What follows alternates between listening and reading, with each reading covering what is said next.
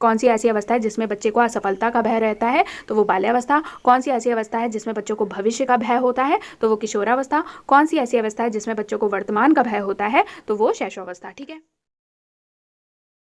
Hello everyone, welcome to TET Mantra by Kiran academy. और आज है मंडे। आज जैसा कि आप सभी को पता है कि सीडीपी की क्लास होती है, और मैंने इससे पहले की क्लास में बोला था कि हम विकास की अवस्थाएं पढ़ेंगे। अधिगम चैप्टर मैंने ऑलरेडी खत्म करवा दिया है। ठीक है, तो जिन्होंने भी वो वीडियो नहीं देखी है जाके देख सकता है। प्लेलिस्ट में सारी मैंने प्लेलिस्ट बना दी है। हिंदी की क्लासेस मिल जाएंगी, इंग्लिश की, ईवीएस की, और आपको स्टार्टिंग में शेड्यूल तो दिख ही गया होगा कि 11 बजे रोज क्लासेस होती हैं, चाहे वो संडे हो मंडे हो, हर दिन क्लासेस सीटेट से रिलेटेड आती है। ठीक है, तो आज है मंडे, आज सीडीपी की क्लास डिस्कस करने वाले हैं। तो चलिए स्टार्ट करते हैं सेशन को। तो आज हम पढ़ेंगे विकास की अवस्थाएं। तो स्टार्टिंग करते हैं, गर्भ में बच्चे का विकास कैसे होता है।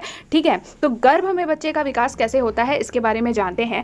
एक शिशु अपनी मां के गर्भ में 9 महीने या 280 दिन तक रहता है। तो कितने महीने तक रहता है? 9 महीने तक। और जैसे क्वेश्चन पेपर में पूछ लेगा कितने दिन तक रहता है, तो 280 दिन तक रहता है। 9 महीने तो जनरली सबको पता ही होता है, लेकिन 280 दिन वाला नहीं पता कि कितने दिन तक रहता है, तो 280 दिन तक रह सकता है। ठीक है, तो सबसे पहले हम देखते हैं कि गर्भ में जो भ्रूणावस्था है, भ्रूणावस्था में शारीरिक विकास कैसे होता है बच्चे का। तो शुक्राणु तथा डिंब के संयोग से गर्भ स्थापित होता है। गर्भ किसके संयोग से स्थापित होता है? शुक्राणु तथा डिंब के संयोग से गर्भ स्थापित होता है। और ये जो नोट्स है इसकी एक एक लाइन इंपॉर्टेंट है। ठीक है, तो ध्यान से पढ़िएगा। अगर नोट्स बना रहे हो तो नोट्स बनाते हुए चलिएगा। इस अवस्था में बालक का शारीरिक विकास 3 अवस्थाओं में विकसित होकर पूर्ण होता है। तो भ्रूणावस्था में जो बच्चे का शारीरिक विकास है वो कितनी अवस्थाओं में होता है? 3 अवस्थाओं में होता है। कौन कौन सी अवस्थाओं में? पहला है डिंबावस्था, दूसरा है भ्रूणीय अवस्था, और तीसरा है भ्रूणावस्था। ठीक है, तो इन सभी 3 अवस्थाओं में, इन सभी में विकसित होकर जो बच्चे का जो शारीरिक विकास है वो पूर्ण होता है। ठीक है, अब हम जानेंगे शिशु का विकास गर्भ से लेकर अंत तक।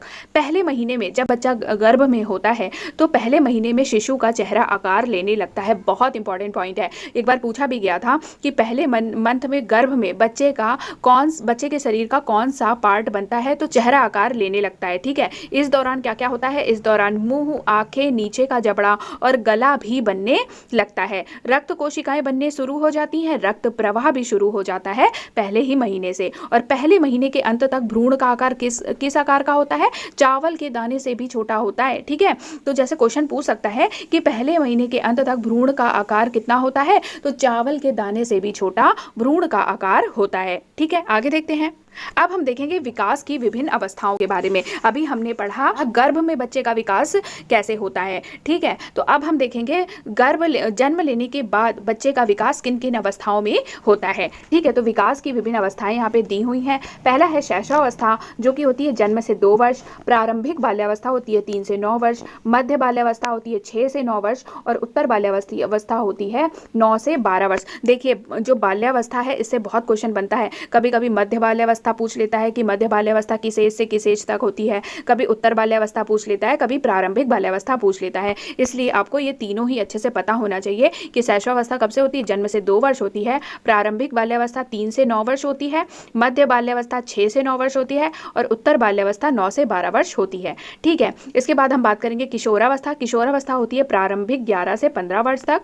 किशोरावस्था होती है बाद की अवस्था 15 से 9 वर्ष तक किशोरावस्था बोलते हैं, और प्रारंभिक 11 से 15 वर्ष तक की अवस्था को पूर्व किशोरावस्था बोलते हैं, और वयस्क होता है 18 वर्ष के बाद। ठीक है, इस तरह से है, लेकिन इसको इतनी मान्यता नहीं मिली जो हम पढ़ने के अनुसार पढ़ते हैं, जिनसे क्वेश्चन भी बनते हैं। देखिए, इसमें क्वेश्चन केवल इससे बनेगा बाल्यावस्था से। ठीक है, और बाकी जो इंपॉर्टेंट है आपके लिए ये है रॉस की। रॉस ने जिस प्रकार से विकास की अवस्थाओं का डिवीजन किया था उसी को माना गया है। ठीक है, रॉस ने बोला था शैशवावस्था होती है 1 से 5 वर्ष, बाल्यावस्था होती है 5 से 12, किशोरावस्था होती है 12 से 18, और प्रौढ़ावस्था होती है 18 वर्ष से ऊपर। आपको ये वाली याद रखनी है। ठीक है, तो देख लिया शैशवावस्था कब से होती है? 1 से 5 वर्ष तक, बाल्यावस्था 5 से 12, किशोरावस्था 12 से 18, एंड प्रौढ़ावस्था कब से होती है? 18 वर्ष से ऊपर होती है। आज हम देखेंगे शैशवावस्था में शारीरिक विकास। देखिए, शैशवावस्था आज हम डिस्कस कर लेंगे, इसके बाद हम बाल्यावस्था एंड किशोरावस्था डिस्कस करेंगे। तो शैशवावस्था में शारीरिक विकास देखते हैं। बालक का शैशवकाल जन्म से 5 वर्ष तक माना जाता है। जैसे कि अभी बताया कि शैशवावस्था कब से होती है? जन्म से 5 वर्ष तक होती है।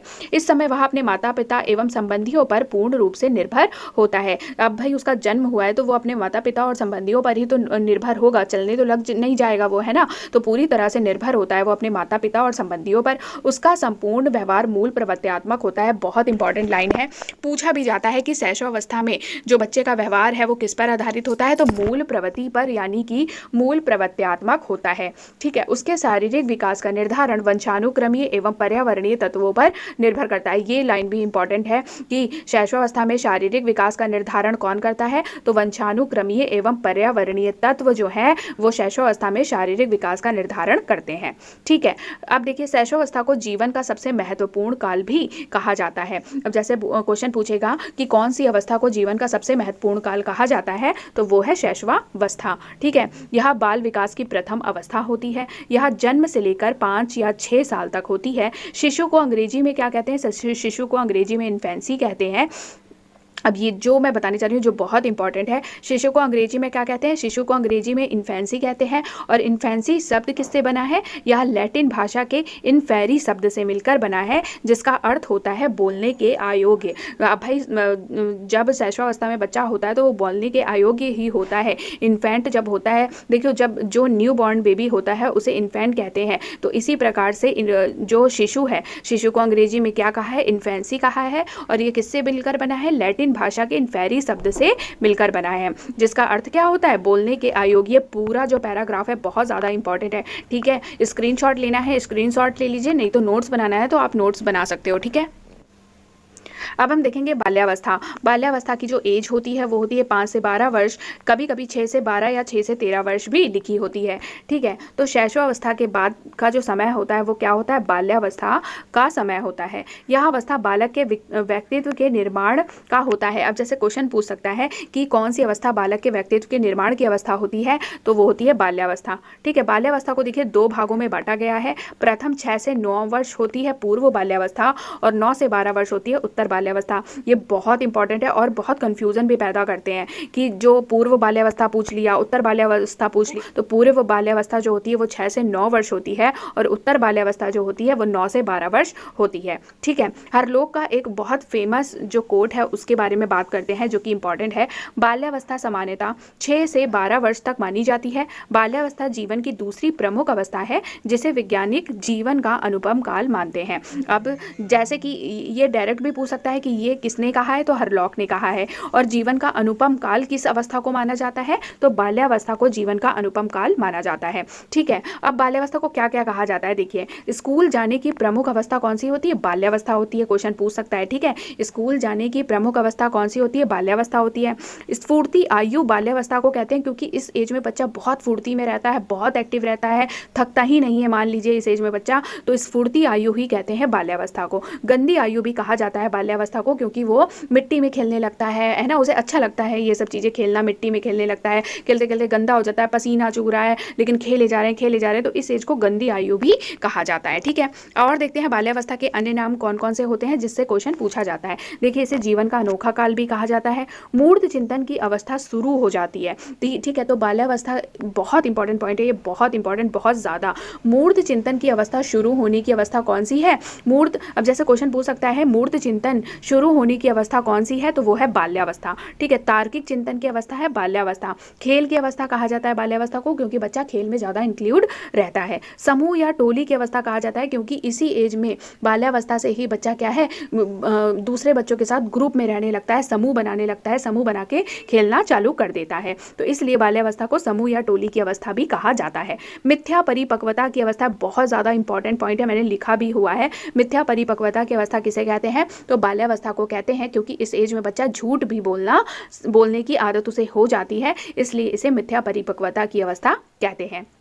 ठीक है, और देखिए बाल्यावस्था के उपनाम अनोखा काल कहते हैं। ठीक है, शब्द परिपक्वता भी बोलते हैं। बहिमुखी व्यक्तित्व का काल कहते हैं क्योंकि इस एज में बच्चा बहुत बातें करने लगता है, पता नहीं कहाँ कहाँ की स्टोरी बना बना के सुनाने लग जाता है, तो बहिर्मुखी व्यक्तित्व का काल भी कहते हैं बाल्यावस्था को। ठीक है, पूरा ये जो स्लाइड है सब इंपॉर्टेंट है। ठीक है, बाल्यावस्था के लिए तो आप लोग नोट डाउन कर लीजिएगा और ध्यान से पढ़िए।